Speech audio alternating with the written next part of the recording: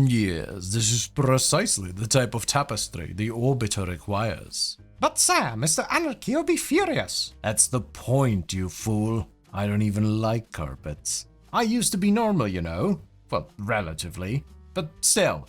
Thank you very much for your generous gifts, by the way, Rhino Main, Carol Dron, Psycho Soku, Lufia Sinistral, Sensei Odin, and Kill Switch. I really appreciate it. Thank you very much. Though you are on thin ice, Sensei. Thin Krakata.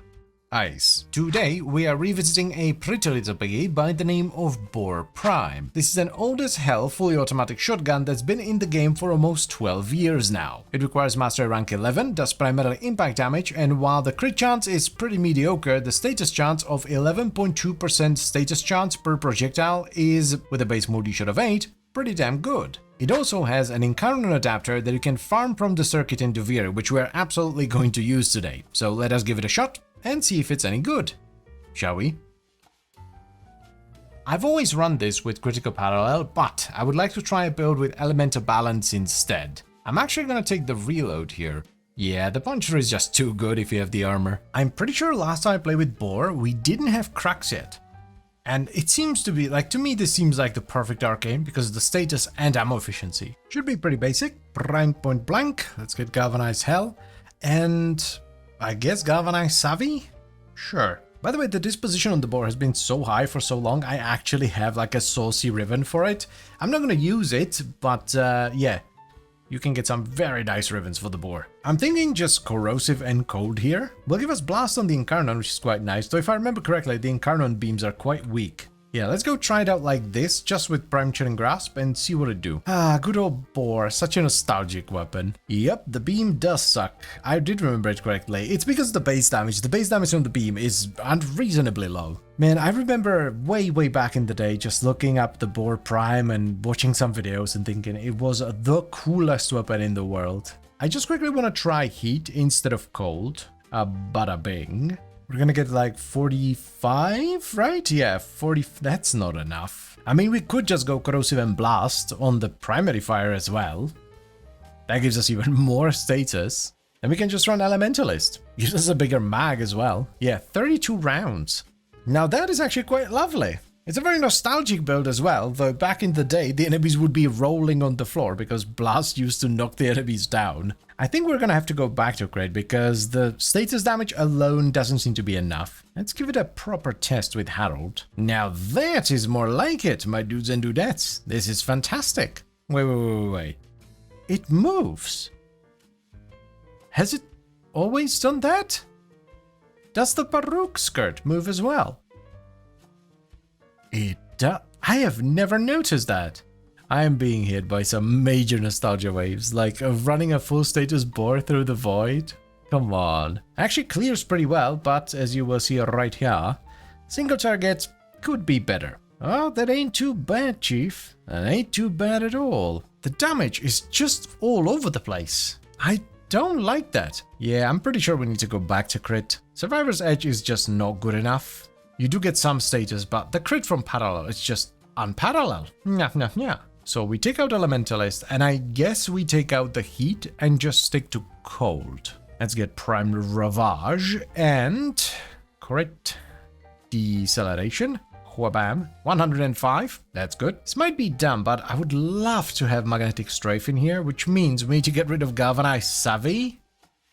I mean, it's not multiplicative, it's only additive, so we're not losing that much. Let's get a D, a bada bing, bada boom.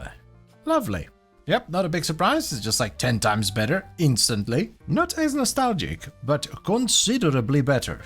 Like back in the day, you would build this for pure status because it was one of the few shotguns that could hit 100% status, and that was very important. You see, shotguns back in the day used to have this really weird quirk with status where their status was spread across all pellets, kind of like today, but if you managed to hit 100% status, all the pellets would suddenly get 100% status chance. This was also at a time, by the way, where status was capped at 100%, so shotguns that could hit 100% status chance were kind of like the kings of status. Oh man, I should have used Rhino for that true nostalgia experience. This is truly fabulous, like we're not using the Incarnon at all, and I was a little bit worried about ammo, but thanks to cracks, ammo is actually not an issue at all. Oh, very saucy. Alright, I like it. I love that this covers everything as well because we have corrosive for armor, magnetic and impact for the shields and overguard, and then just bunch of cold for raw crit flesh damage. It's so good that we can just kind of add this kind of stuff into our builds right now, because before, like, you would never run magnetic unless you were super specializing for the corpus. Yep, this is it. I think we're done, so let's go wrap it up.